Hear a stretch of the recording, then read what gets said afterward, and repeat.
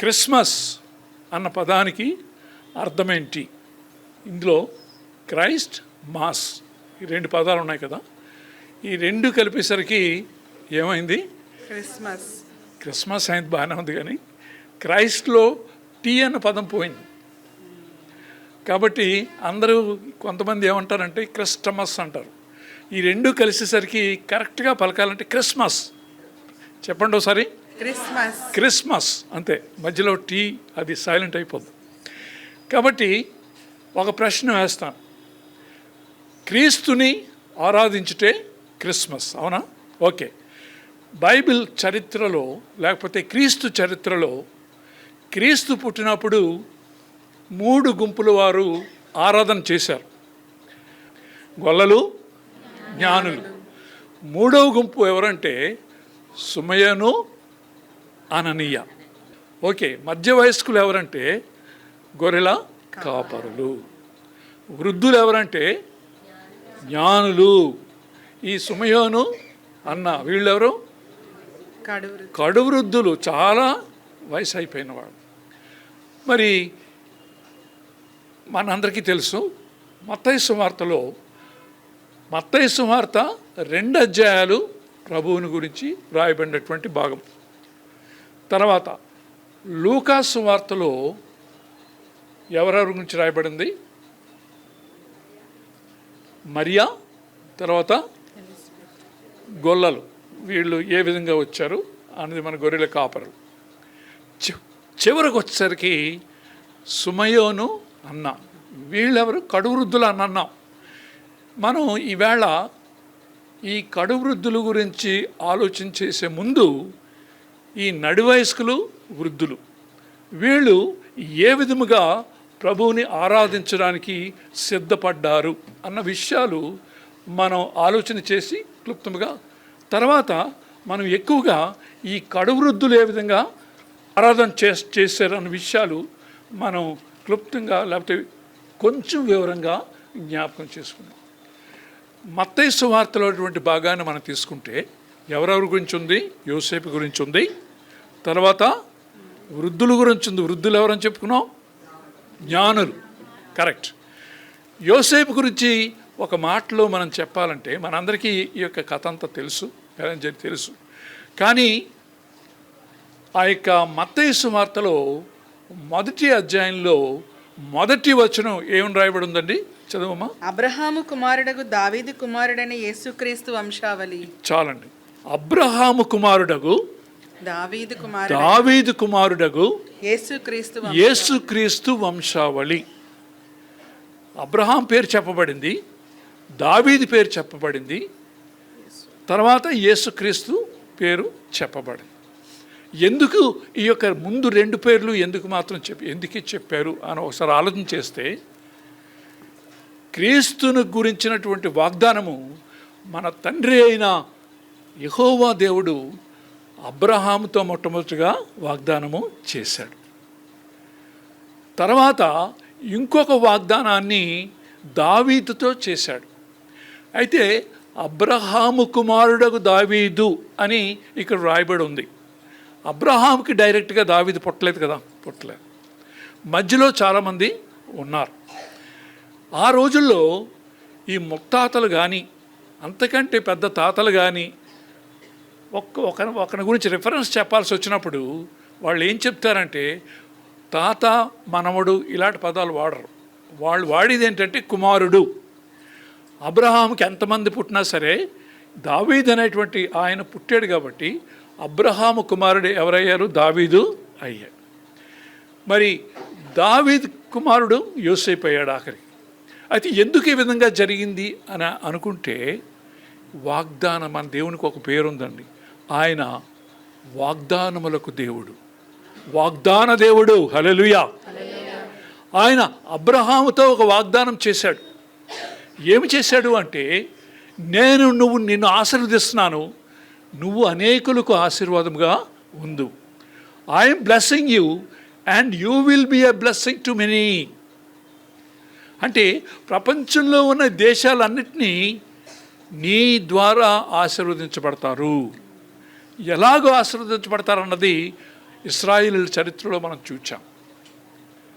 Abraham యొక్క సంతానమైనటువంటి ఇస్సాకు తర్వాత యాకోబుకు పుట్టినటువంటి 12 మంది బిడ్డలు, వారిని ఒక్కొక్క గోత్రముగా ఆయన ఉంచాడు.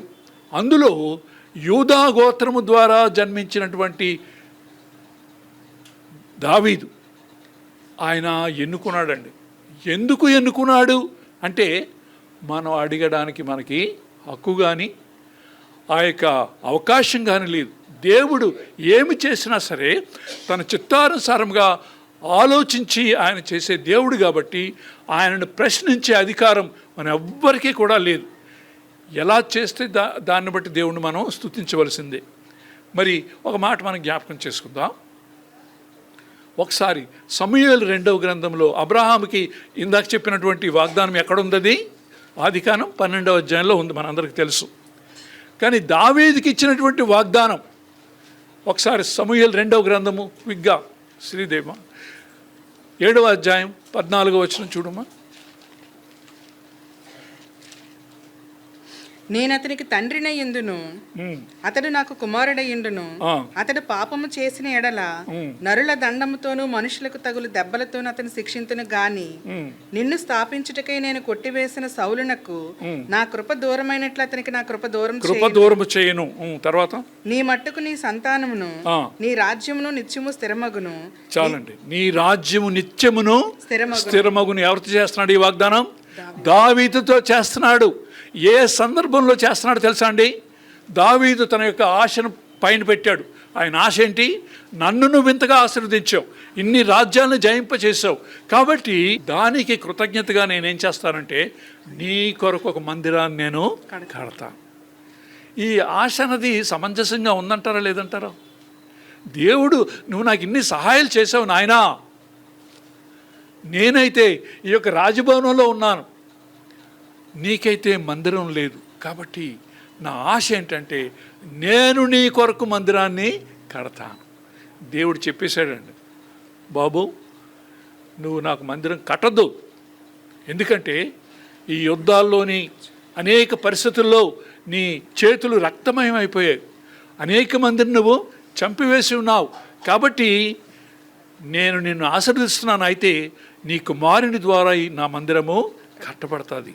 అయితే నువ్వు నిరుత్సాహపడుతున్నావేమో, చిన్నబుచ్చుకుంటున్నావేమో, కాదు, నీ రాజ్యము నిత్యము ఉండేటోటి నిన్ను ఆశీర్వదిస్తున్నాను.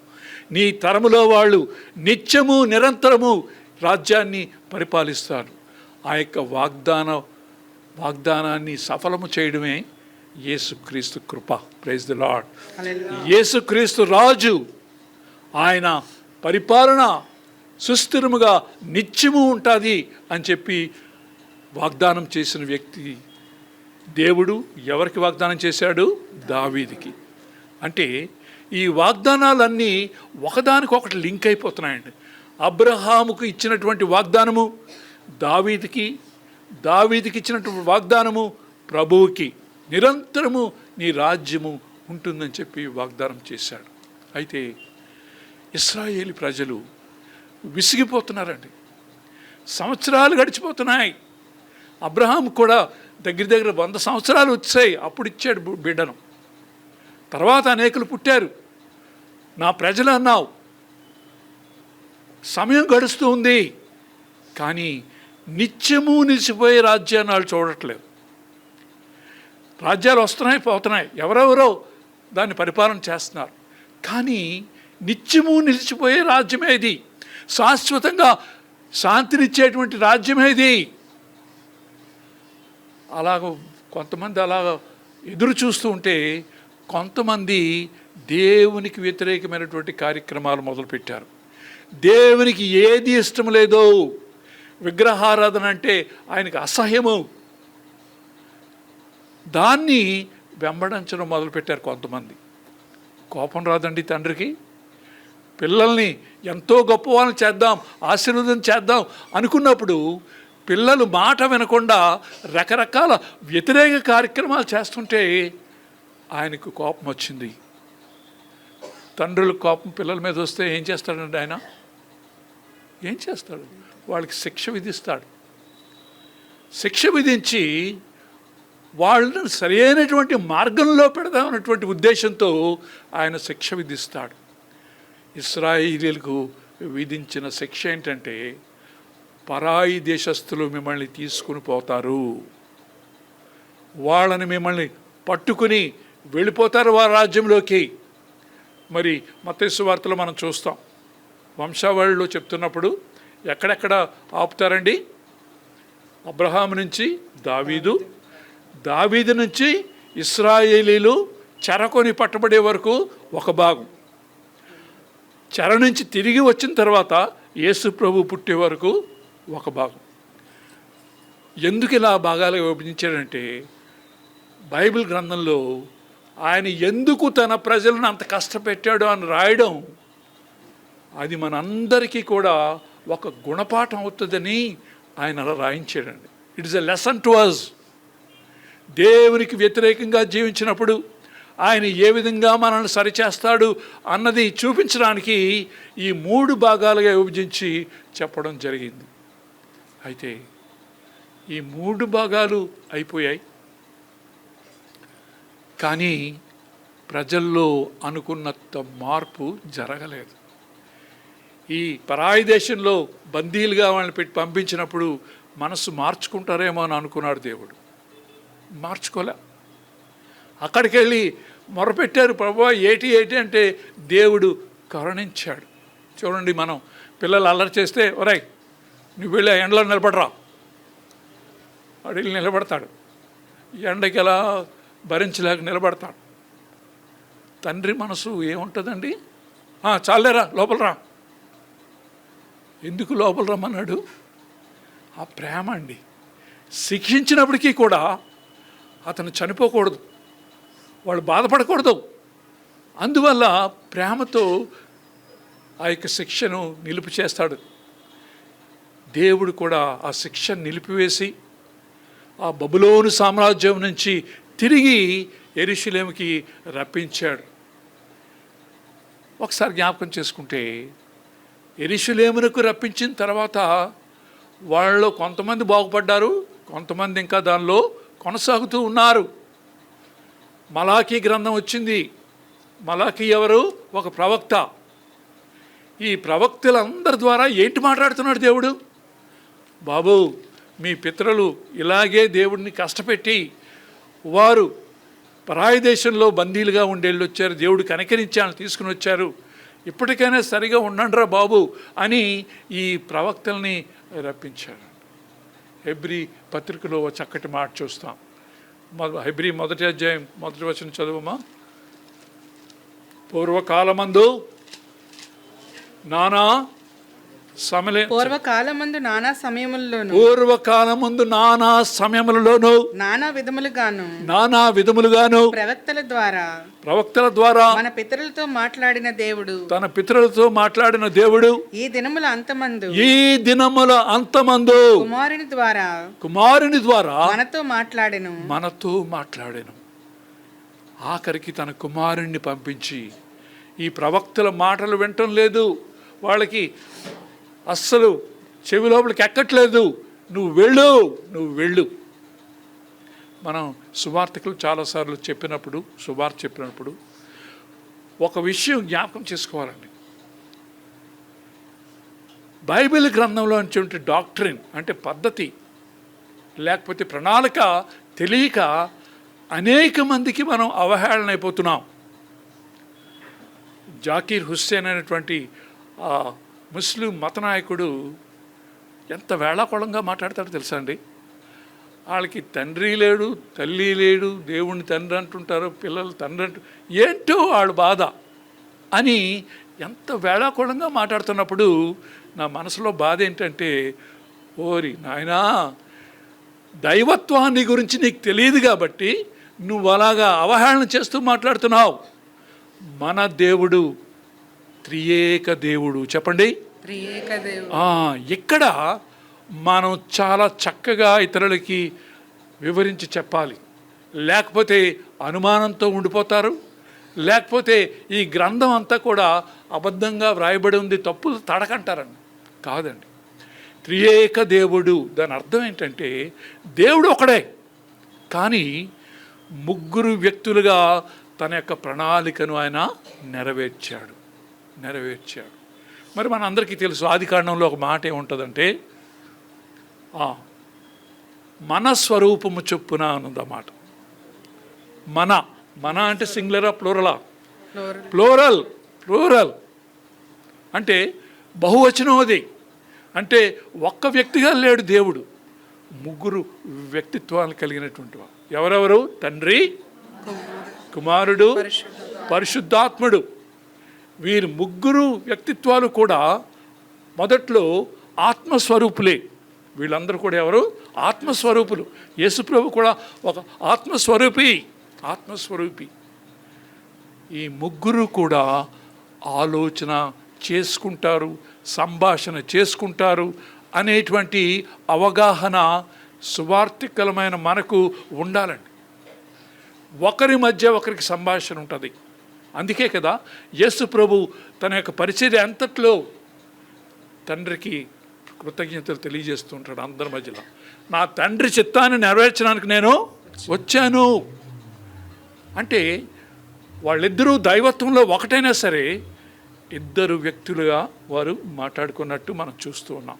ఇది మనకు లోతుగా అర్థమైతే కానీ ఇంకొకరికి లోతుగా మనం చెప్పలేం. కాబట్టి ఈ అనుమానాన్ని మనం తీసివేసుకోవాలి, తర్వాత నేర్చుకుందాలే అని ఉండకూడదు.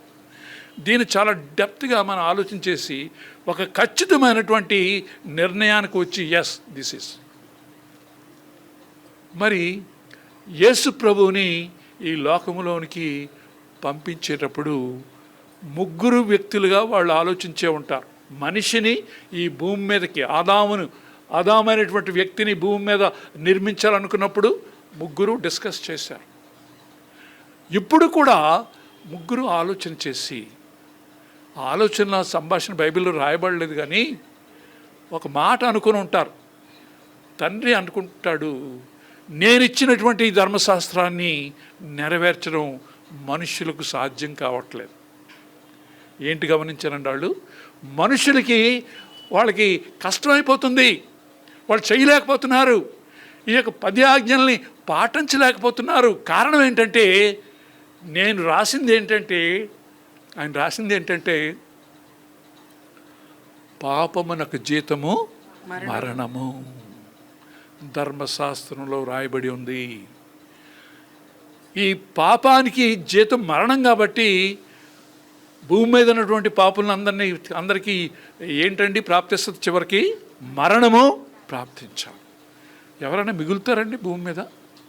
ఎవరైనా మిగులుతారా? మిగలరు.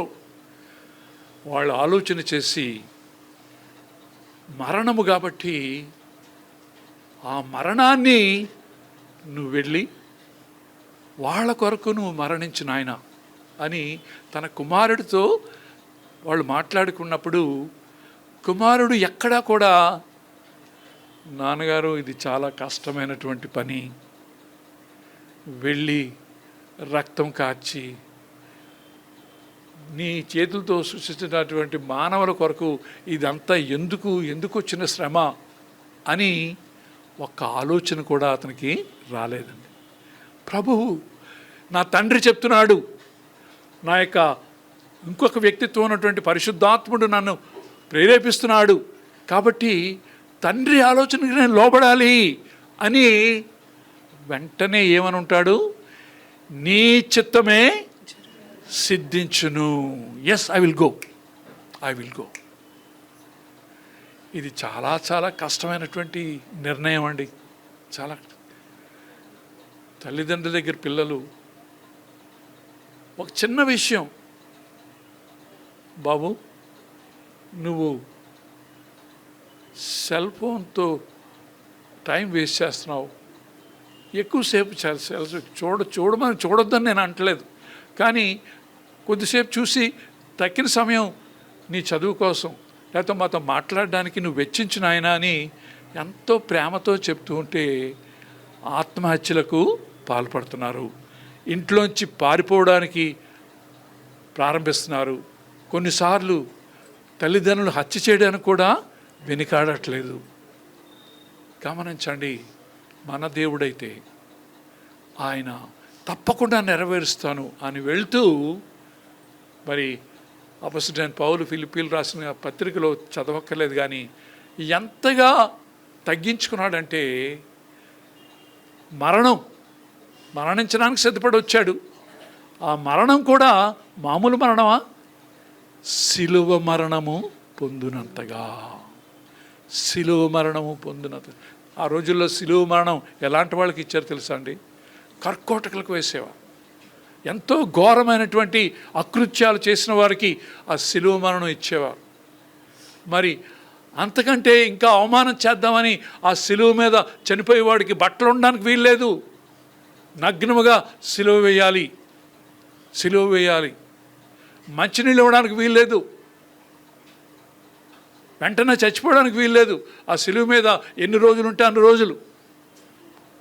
ఇదంతా మన ప్రభువుకి తెలియదనా? తెలుసు.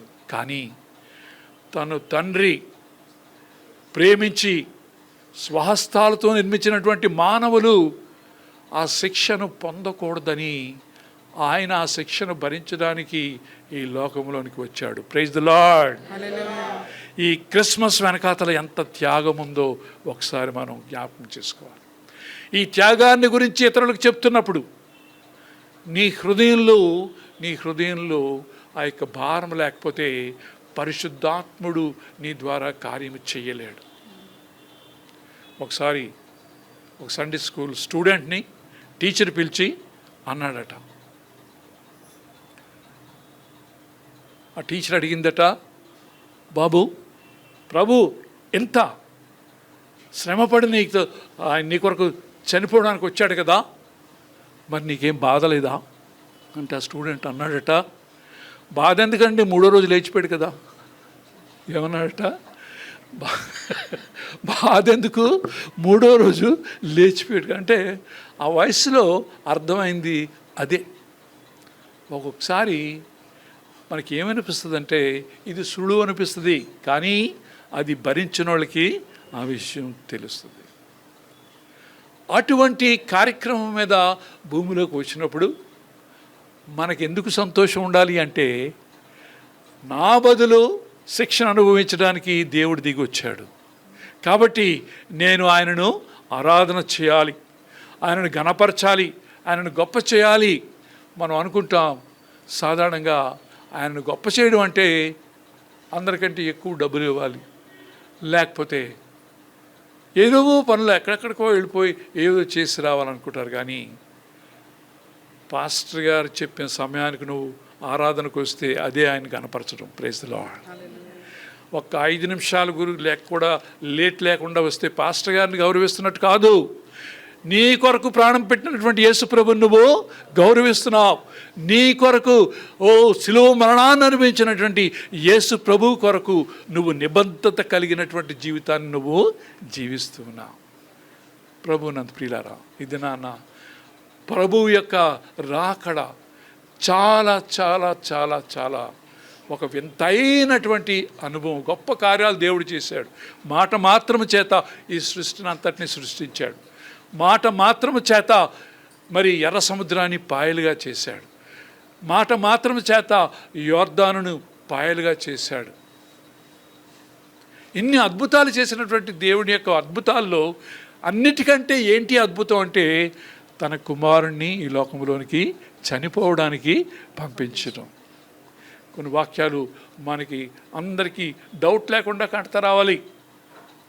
యోహాను 3:16 దేవుడు లోకమును ఎంతో ప్రేమించెను కాగా తన అద్వితీయ కుమారునిగా పుట్టిన వానందు విశ్వాసముచ్చువాడు ప్రతివాడును నశింపక నిత్య జీవం పొందినట్లు ఆయనను అనుగ్రహించెను.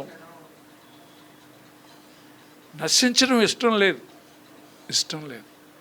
ఎవరైనా విశ్వాసం ఉంచితే చాలు, వాళ్ళు నశింపరు.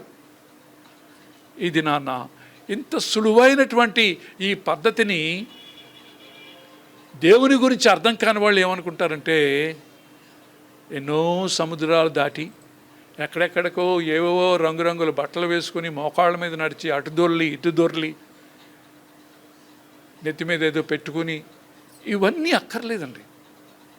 బైబిల్ గ్రంథం ప్రోత్సహించేది ఏంటంటే ఇవన్నీ అక్కర్లేదు, ఒకసారి ఈ దైవత్వాన్ని గురించి నువ్వు తెలుసుకో.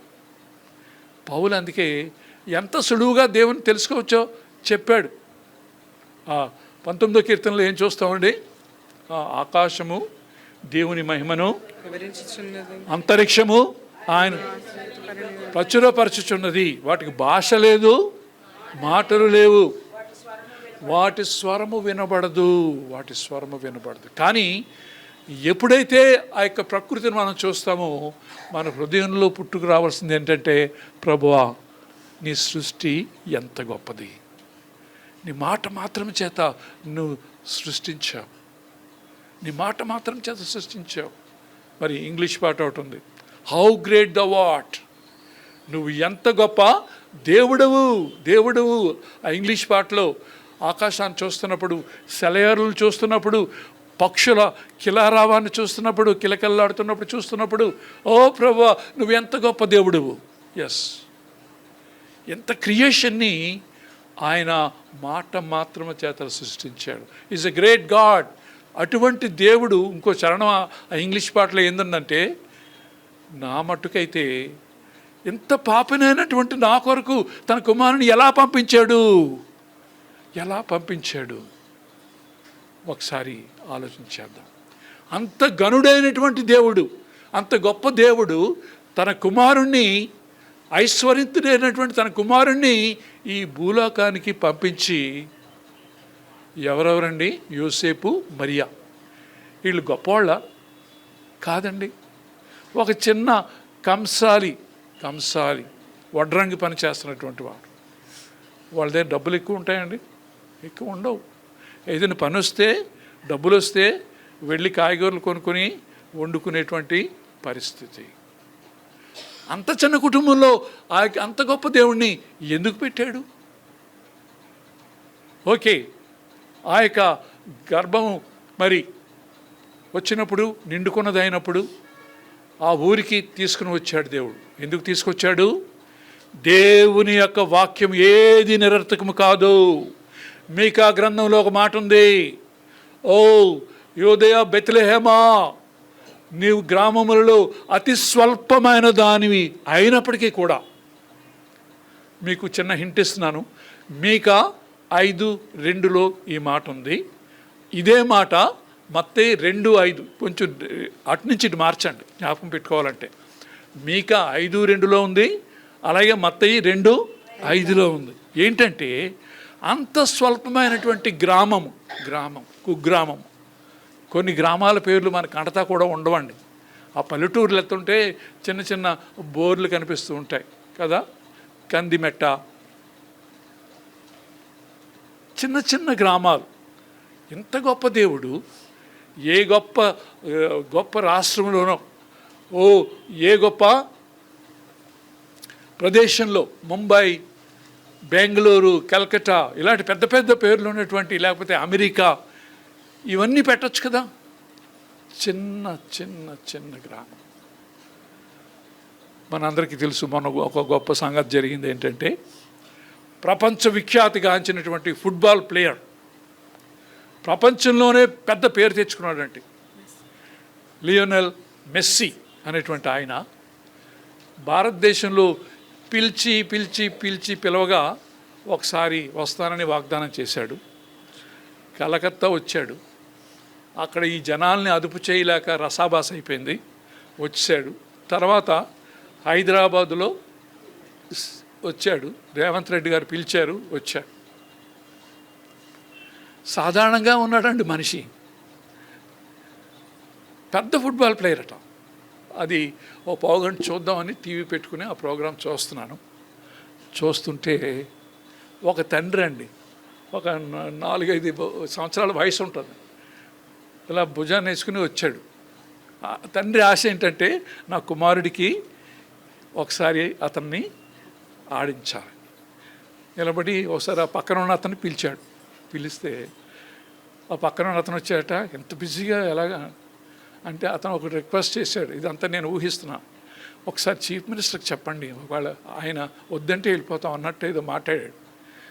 ఆయన వెంటనే చీఫ్ మినిస్టర్ దగ్గరికి వెళ్ళి చెవిలో ఏదో చెప్పాడు. రేవంత్ రెడ్డి గారు ఇలా తిరిగి ఆ కుర్రోడిని రా అని పిలిచారు. ఆ కుర్రోడిని తీసుకొచ్చేసారు రేవంత్ రెడ్డి గారు. తన ముందు నిలబెట్టుకున్నారు. నిలబెట్టుకుని రేవంత్ రెడ్డి గారు అన్నారు, ఇదిగో బాల్, నువ్వు తన్ను. ఎవరికి తన్నమన్నాడు? ఆ మెస్సీ అనేటువంటి ప్రపంచ విఖ్యాతిగాంచినటువంటి ఆ ఫుట్బాలర్కి తన్నమన్నాడు. ఈ కుర్రోడు తన చిన్న కాలుతో బంతి ఆయన వైపు తన్నాడండి. తంతే మెస్సీ కూడా ఆ బంతిని ఆపి మళ్ళీ ఆ కుర్రోడికి తన్నాడండి. ఇలా 2-3 సార్లు అయ్యింది. మీకు ఒక ప్రశ్న వేస్తున్నాను. ఆ కుర్రాడు ఈ విషయాన్ని ఎంతవరకు జ్ఞాపకం పెట్టుకుంటాడు? తన జీవితం అంతా. ఎందుకు అంటే అంత పెద్ద ప్రపంచ విఖ్యాతిగాంచినటువంటి ఒక ఫుట్బాల్ ఆయనతో నేను ఆడాను. ఏం చెప్తుంటాడండి? ఇద్దరికే చెప్తాడట. ఎవరికి? అడిగిన వాళ్ళకి. ఎవరు వచ్చినా సరే ఏం చెప్తాడంటే, నీకు విషయం తెలుసా? నీకు ఫుట్బాల్ వచ్చా? నీకు విషయం చెప్పనా? మెస్సీ గారు నాతో ఫుట్బాల్ ఆడారు. గమనించండి, ఈ దినాన నిజంగా క్రీస్తు పట్ల మనకు కృతజ్ఞత ఆరాధనా భావం ఉంటే ప్రభువు మనల్ని రక్షించినందుకు ఎవరెవరితో చెప్పాలి? అడిగిన వాళ్ళకి. చాలాసార్లు అనుకుంటారు ఇది పని సువార్థికులదో, పాస్టర్ గారిదో, లేకపోతే వాళ్ళదో వీళ్ళదో అనుకుంటారు. కానండి, రక్షణ ఆనందం నీలో ఉంటే, రక్షణ పొందిన తర్వాత వచ్చేటువంటి ఆనందం నీలో ఉబుకుతూ ఉంటే మనం ఎలాగైనా కల్పించుకుని ఆ యొక్క రక్షకని గురించి మనం చెప్తాం. సరే, మనం ఇప్పుడు 2వ గుంపులోకి వెళ్ళిపోదాం. 2వ గుంపు ఎవరు? ఓకే, జ్ఞానం. అసలు యాక్చువల్గా టైమును బట్టి చూస్తే గొల్లలు మొదటి బ్యాచ్. ఓకే, తర్వాత ఈ సుమయోను అన్న 8వ రోజు వచ్చారు. అవునా? వాళ్ళు 2వ గ్రూప్ అవుతారు. 3వ గ్రూప్ ఎవరు? జ్ఞానులు అవుతారు. ఎందుకంటే యేసు ప్రభుకి దగ్గర 2 సంవత్సరాల వయసు ఉన్నప్పుడు వాళ్ళు వచ్చారు. వీళ్ళు 3వ గ్రూప్ అవుతారు. అయితే ఒక విషయం ఆలోచన చేయాలి. మనకు చాలా క్లియర్గా ఏంటంటే, ఈ జ్ఞానులు వచ్చినప్పుడు యేసు ప్రభువు, మరియా కూడా పశువుల పాకలో లేరాళ్ళు కదా.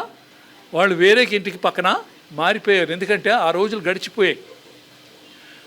అందుకే మనం ఈ మత్తయి సువార్త 2వ అధ్యాయం 6వ వచనంలో ఏం చూస్తామంటే, వారు అంటే జ్ఞానులు ఆ ఇంటిలోనికి వచ్చి, పశువుల పాకలోకి వచ్చని రాయబడలేదు, ఆ యొక్క ఇంటిలోనికి వచ్చి తమ యొక్క ఆ బాలుని చూచి వాళ్ళు ఏంటేంటి తెచ్చారో అవి సమర్పించారు. Okay, right. ఇంకో ప్రశ్న, మనందరికీ తెలిసిన ప్రశ్న ఇదేంటంటే, ఏ బహుమతులు తెచ్చారు? బంగారము, సాంబ్రాణి, బోళం. ఈ 3. ఇంకే సామాన్లు దొరకలేదా? బంగారం ఎంత ఖరీదు అంటే అది ఇప్పుడు మనందరికీ తెలుసు కదా, ఆడవాళ్ళకి సిస్టర్స్ బాగా తెలుస్తుంది. ఇప్పుడు ఎంత అండి తులం? 1,00,000 దగ్గర 30,000గా మనం చూస్తాం. మరి సాంబ్రాణి ఎంత ఉండొచ్చండి?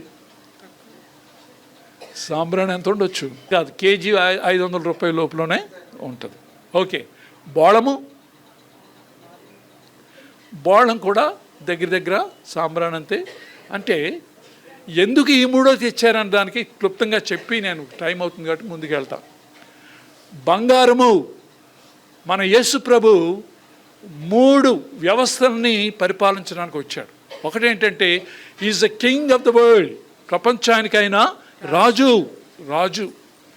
సో ఒక రాజుగారికి బహుమతిగా బంగారాన్ని తీసుకొచ్చాడు. సాంబ్రాణి 2వ ఆఫీస్ ఏంటంటే అయింది ప్రధాన యాజకుడు. చెప్పండి, ప్రధాన యాజకుడు. ఆయన ప్రధాన యాజకుని పాత్రను పోషించడానికి ఈ భూమి మీదకి నరావతారిగా వచ్చాడు. ప్రధాన యాజకుడి ఉద్యోగం ఏంటో తెలుసా అండి? ఈ బలులను అర్పించిన తర్వాత ఒక మేకని ఒక అగ్ని కణాల మీద పెట్టి కాలుస్తున్నారనుకోండి, మీరు ఎప్పుడైనా ఇంట్లో ఫ్రై అది చేసినప్పుడు ఉంటారు కదా, ఏమండి, ఎలాంటి వాసన వస్తుందండి? ఘాటు వాసన వస్తుంది. ఒకసారి ఆ వాసన భరించలేక ఇంట్లోంచి పైకి వెళ్ళిపోతాం. అయితే ఈ ప్రధాన యాజకుడు ఆ యొక్క ఆ బలి అర్పణ చేసేటువంటి ఆ జంతువు కాలుతూ ఉన్నప్పుడు ఆయన ఏం చేస్తాడు తెలుసా అండి? ఈ సాంబ్రాణిని చుట్టూ పోస్తాడు. అంటే ఆ వాసన ఆఘ్రాణించడానికి ఇంపుగా ఉండాలి. ఆమేన్. ఆ వాసన ఆఘ్రాణించాలి దేవుడు ఆ వాసన ఆఘ్రాణించి, ఓ నా కుమారుడు కుమార్తె చక్కటి బలి అర్పణ నాకు చేసింది అంటే, ఈ సాంబ్రాణి ఏంటంటే ఇచ్చే అర్పణలను మంచి వాసనగా దేవుని దగ్గరికి పంపిస్తుంది. Praise the lord. ఇదే మనందరి ప్రార్థనలు, ఈ యొక్క సాంబ్రాణి వాసన. మనం పొద్దున్నే లేచి ప్రార్థన చేస్తున్నామంటే ఇది ఒక మంచి వాసనగా దేవుని దగ్గరికి వెళ్ళాలి. కొంతమంది కుళ్ళు బుద్ధులతో ప్రార్థన చేస్తారు. ఏం బుద్ధులండి? కుళ్ళు బుద్ధులు. ప్రభా నాకంటే వెనకాతలు వచ్చాడు ఉద్యోగంలోకి, అప్పుడే అంత పెద్ద ఇల్లు కట్టిస్తాడు. ప్రభా ఏంటి ప్రభా ఇది, నువ్వు చూస్తున్నావా ప్రభా? మళ్ళీ ప్రభుకు ప్రశ్న వేస్తాం, నువ్వు చూస్తున్నావా? వీటిని ఏమంటారండి? కుళ్ళు ప్రార్థనలు. మంచి వాసన వచ్చేటువంటి ప్రార్థన కా. నువ్వు ప్రార్థనలో ప్రభువా నీ యొక్క బిడ్డను నువ్వు దీవిస్తున్నావు, ఇంకను దీవించండి, ఇంకను అభివృద్ధి చేయండి, ఇంకను ఫలాలను దయచేయండి. దేవునికి అది మంచి అర్పణ. మనందరికీ తెలుసు కదా, అబ్రహాముని దేవుని ఏంటడిగాడు అర్పణ? ఒక్కగానొక కుమారుని అడిగాడండి. ఒక్కగానొక కుమారుణ్ణి అడిగినప్పుడు మీకు ప్రశ్న వేస్తాను. ఏంటంటే, మరి ఆ కుమారుణ్ణి కట్టెల్ని తీసుకెళ్తున్నప్పుడు ఇంట్లో తన భార్యకి చెప్పుంటాడా? చెప్పలేదు. చెప్తే ఏమవును? అబ్రహాంని ఇంట్లో గడపెట్టి తలుపేసేసి నువ్వు ఇక్కడ ఉండు, నేను నా కొడుకు మళ్ళీ వస్తామని చెప్పి వెళ్ళిపోయాడు. కాదండి, ఆయన వెళ్ళాడు. ఎక్కడా కూడా హృదయంలో బెంగ కానీ భీతి కానీ ఏమీ లేదు. వెళ్తున్నప్పుడు కుమారుడు ఒక చక్కటి అమాయకపు ప్రశ్న వేశాడు. ఏం తెలియదు కండి తనకి. వేసి, నాన్న అన్నీ ఉన్నాయి కానీ అర్పణ ఏది? నిప్పులున్నాయి, కట్టెలున్నాయి, కానీ అర్పణ ఏది? మనమైతే ఏమైపోవాలంటే మన గుండె ఏమైపోవాలి? కరిగిపోయి కళ్ళంటే నీళ్ళు వచ్చేసి అయ్యో అయ్యో కొడుకా అని కేకలు వచ్చేసేవి మన నోట్లోంచి. కానీ ఏమీ మాట్లాడలేదు. ఒకే ఒక మాట, యెహోవా చూచు. మనందరికీ తెలుసు అబ్రహాము యొక్క ధైర్యం ఎంతవరకు వెళ్ళిందంటే, కత్తి తీశాడంతే, ఇంకా ఒక్క సెకండ్లో కొడుకు యొక్క రక్తాన్ని చూస్తాడు. అప్పుడు దేవుడు అన్నాడు, అబ్రహామా ఆగు. ఆ మాట ఎందుకు అప్పుడు వచ్చిందో తెలుసా అండి? వారి యొక్క ఆచార ప్రకారం, వారి యొక్క నియమం ప్రకారం ఏదైనా కత్తి వరలోంచి పైకి తీస్తే రక్తము చూడకుండా దాన్ని మళ్ళీ వరలోకి పెట్టకూడదు. అమ్మో ఈ అబ్రహాము నిజంగా చంపేసేటట్టున్నాడు అని ఆగో. అది ఎప్పుడైతే ఆ కట్టెలు అక్కడ ఉన్నాయో దేవుడు అన్నాడు, నేను చూసుకుంటాను, అదిగో అక్కడ గొర్రెపోతూ ఉంది, అది పట్టుకొచ్చి నాకు అర్పణ ఇవ్వు. దినాన్న ఇటువంటి అర్పణలకు మన యొక్క మనస్తత్వం, దేవునితో ఉండాలన్నటువంటి ఆ యొక్క ధైర్యము, ఇవన్నీ కూడా ఎలా పనిచేస్తాయట? సాంబ్రాణిగా ఉంటాయట. Praise the lord. కాబట్టి మన ప్రార్థనలు దేవునికి అంగీకారంగా ఉండాలంటే మన యొక్క మనస్సు హృదయం సాంబ్రాణిలాగా చక్కటి సువాసన పైకి వెదజల్లుతూ ఉండాలి. Praise the lord. సరే, ఇంకేం మిగిలింది బహుమతుల్లో? బోళము. ఈ బోళము గురించి చాలామంది అంటారు ఇది యేసు ప్రభు మరణం గురించి సాదృశ్యంగా ఉందంటారు. కానీ పుస్తకాలు కానీ చదివితే దీన్ని ఒక లిక్విడ్ రూపంలోకి మార్చారు. బోళం అనేటువంటి ఈ పదార్థాన్ని, చెట్ల నుంచి బెరడులోంచి వచ్చేటువంటి ఈ పదార్థాన్ని నూనెలో నానబెట్టితే అది ఒక ద్రావకం తయారవుతుంది. దాన్ని ఏమంటారు తెలుసా అండి? ఇది అభిషేకించే ద్రావకం. దానిని పూర్వకాలంలో రాజులను అభిషేకించేవారు, ప్రవక్తలను అభిషేకించేవారు, దైవ పని మీద బయలుదేరుతున్న వాళ్ళని అభిషేకించేవారు. అంటే యేసుప్రభు యొక్క మూడవ ఆఫీస్ ఏంటంటే ప్రవక్త. కాబట్టి ఈ ప్రవక్తని అభిషేకించాలనేటువంటి ఉద్దేశంతో ఈ యొక్క జ్ఞానుల్లో ఒకడు ఆ బోళాన్ని తీసుకుని వచ్చాడు. అందుకే మన ప్రభు ఏమన్నాడు తెలుసా అండి? దావీదు కంటే గొప్పవాడినైనటువంటి రాజును నేను. Praise the lord. రెండవది, అహరోను కంటే గొప్పవాడైనటువంటి ఒక యాజకుడిని నేను. Praise the lord. మోషే కంటే గొప్పవాడినైనటువంటి ప్రవక్తను నేను. ఈ మూడు నెరవేర్చడానికండి రాజుగా, ప్రధాన యాజకునిగా, మూడవది ఏంటంటే ప్రవక్తగా, ఈ మూడు ఆఫీసుల్ని ఆయన నెరవేర్చడానికి ఈ భూమి మీదకి వచ్చడానికి సూచనగా ఈ ముగ్గురు జ్ఞానులు కూడా ఏం తీసుకొచ్చారు? బంగారము, సాంబ్రాణి, బోళము. అయితే మనకేంటి దీనివల్ల ప్రయోజనం అంటే, మొట్టమొదటిగా యేసు మనకు రాజు, మన జీవితానికి రాజు. ఆయన చిత్తానికి మనం లోబడాలి. రెండు, నీ ప్రార్థనలు నిష్కల్మషంగా ఉండాలంటే నీ మనసును హృదయాన్ని నిష్కల్మషం చేసుకుని నువ్వు ప్రార్థన చేయి. అదే సాంబ్రాణి కలపడం. మూడు, ప్రవక్త. ఈ బైబిల్ గ్రంథంలో ఉన్నవన్నీ కూడా ప్రవచనాలు. అంటే ఈ బైబిల్ గ్రంథం యేసు ప్రభువుని తన యొక్క విమోచనని సూచిస్తుంది. కాబట్టి ఈ బైబిల్ గ్రంథంలో మనం మమేకం అవ్వాలి. దీని చేత మనం అభిషేకించబడాలి. ఆ బోళం అనేటువంటి ఈ యొక్క వాక్యం ద్వారా మనం అభిషేకించబడి ఈ ప్రవచనాలన్నీ కూడా మనం పాటించేవారుగా ఉండాలి. Praise the Lord. హల్లెలూయా. ఇప్పుడు ఎన్ని గుంపులు ముగించాం? రెండు గుంపులు ముగించాం. మూడవ గుంపు కొంచెం ఇంపార్టెంట్ అయిన గుంపు.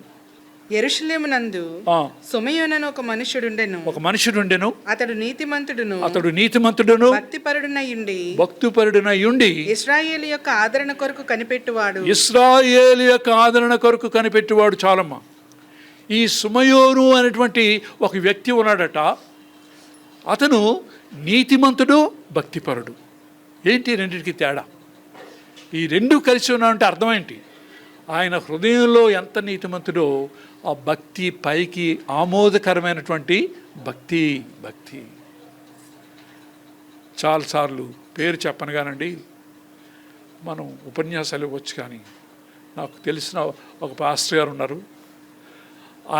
ఆయన పేరు ఏంటంటే బ్లాక్ అండ్ వైట్ పాస్టర్.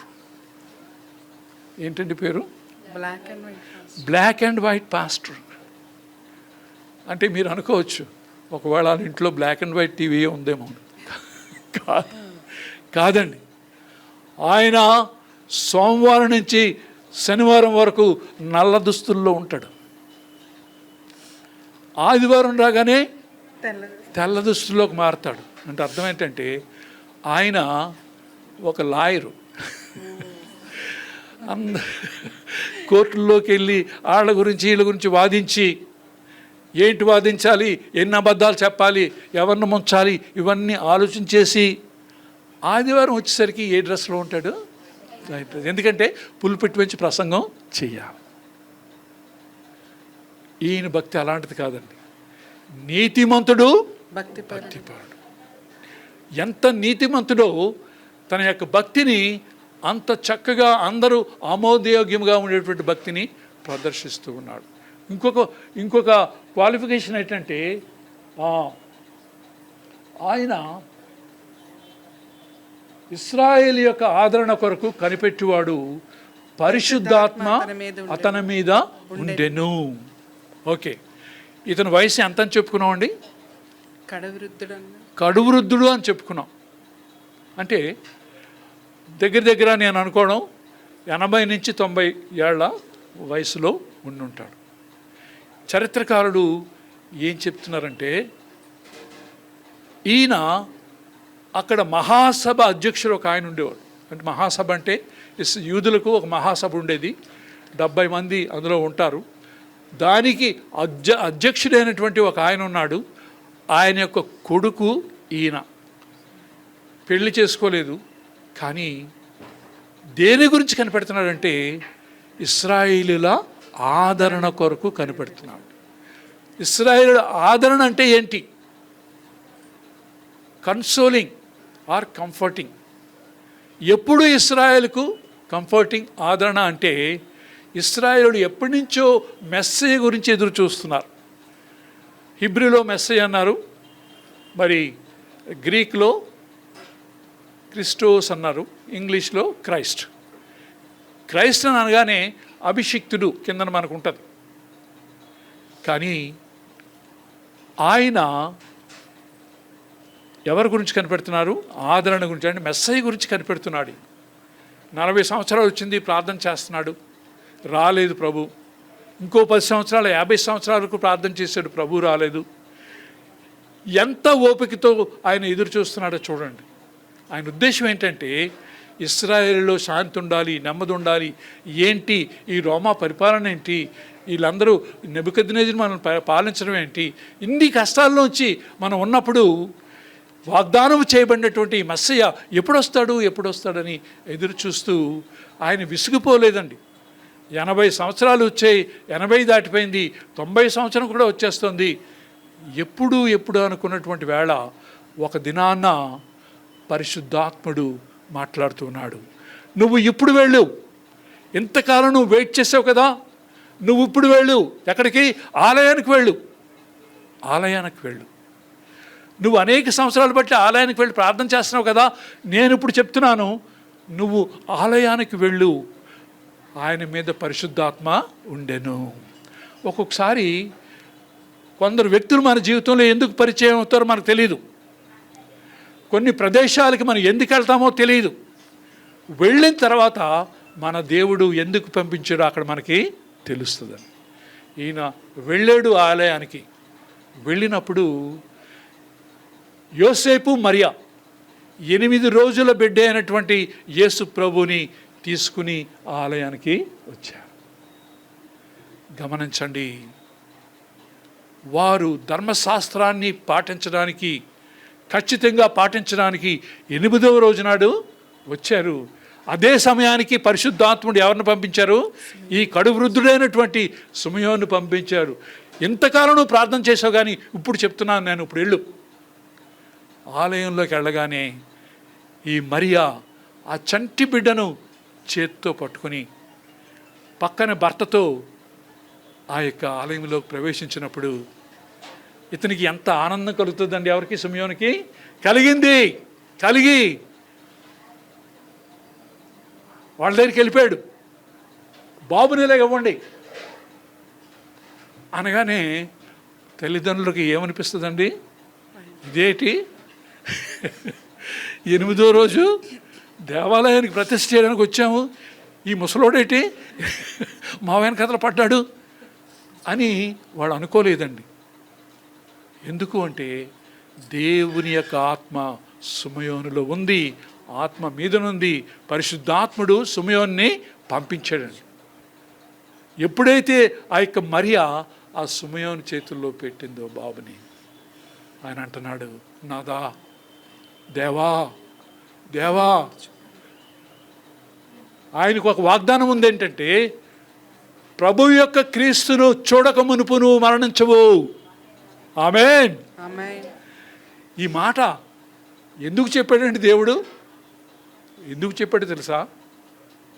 ఈ 90 సంవత్సరాలు ప్రార్థన చేస్తుంటే దేవుణ్ణి విసిగించాడండి. ప్రార్థన చేసి ఆదరణ కావాలి, ఇశ్రాయేలుకి ఆదరణ కావాలని విసిగిస్తే దేవుడు ఈ లాభం లేదు, ఒక వాగ్దానం ఇచ్చేద్దామని ఇచ్చాడు. ఏంటి ఆ వాగ్దానం? ప్రభువు యొక్క ఎవరిని రక్షణను చూడకుండా నువ్వు చనిపోవు. అంటే ఒక మాట ఏంటంటే, నువ్వు చచ్చిపోతానని నీకు భయం వస్తున్నట్టుంది, అదేం జరగదు, నువ్వు ఆయన్ని చూస్తే కానీ నువ్వు చనిపోవు అని ఒక వాగ్దానం ఇచ్చిస్తే, ఒక చేతిలో యేసు ప్రభు ఉన్నాడు, చిన్న బాలుడు, ఒక పక్క ప్రభు ఇచ్చినటువంటి వాగ్దానం తన హృదయంలో ఉంది. నాదా, నీ వాగ్దానాన్ని నువ్వు నెరవేర్చావయ్యా. ఈ యొక్క ఇంత కడువృద్ధిలో ఉన్నటువంటి నాకు నీ వాగ్దానాన్ని నెరవేర్చి ఈ రక్షణను నేను కన్నులారా చూచితిని. ప్రభువునందు ప్రియులారా, ఈ వాక్యం మీద చాలామంది ప్రసంగాలు మీరు ఉంటారు. అవును, మనం ఒక తీర్మానం గురించి ఆలోచన చేయాలి. నేను చనిపోక ముందైనా సరే ప్రభు ఇచ్చే రక్షణను నేను పొందుకుని ఉండాలి. నేను చనిపోక ముందైనా సరే ఈ రక్షణ వార్తను ఇతరులకు నేను చెప్పాలి అనేటువంటి ఒక దృఢ సంకల్పంతో కానీ మనం ఉంటే, దేవుడు ఏంటంటున్నాడు, నా వాగ్దానాన్ని నీ జీవితంలో నెరవేరుస్తాను. హల్లెలూయా. ప్రభువునందు ప్రియులారా, ఈ దినాన్న మనం గమనించవలసింది ఏంటంటే, దేవుడు వాగ్దానాలు ఇవ్వడానికి రెడీగా ఉన్నాడు. ఈ బైబిల్ గ్రంథంలో అనేక వాగ్దానాలు మన కొరకే ఉన్నాయి. అయితే దీనిని నెరవేర్చడానికి పట్టుదలతో మనం ప్రార్థన చేయాలి. ప్రభువా, ఈ సంవత్సరం ఇంకొన్ని రోజులు పోతే కొత్త సంవత్సరం వచ్చేస్తుంది. ఈ సంవత్సరం నేను ఆత్మలను నీ కొరకు సంపాదించలేకపోయాను, కానీ నీ వాగ్దానం అయితే ఉంది, నా ద్వారా కొంతమంది నీ సన్నిధిలోకి రావాలి నాయనా అని గోజాడి ప్రార్థన చేస్తే, ఈ యొక్క సిమెయోనుకి వాగ్దానం ఇచ్చినట్టు నీకు కూడా ఒక వాగ్దానం దేవుడు దయచేయబోతున్నాడు. దేవుని వాగ్దానాన్ని చూచి దేవుణ్ణి స్తుతించాడు. కాబట్టి ఈ మాటలన్నీ మన హృదయంలో భద్రం చేసుకుందాం. ఆయన వలె మనం వాగ్దానం పొందుకుందాం. ఆ దేవుని ఆరాధన చేయడానికి హృదయపూర్వకంగా మనం సిద్ధపడదాం. Praise the Lord. Hallelujah. Happy Christmas to you.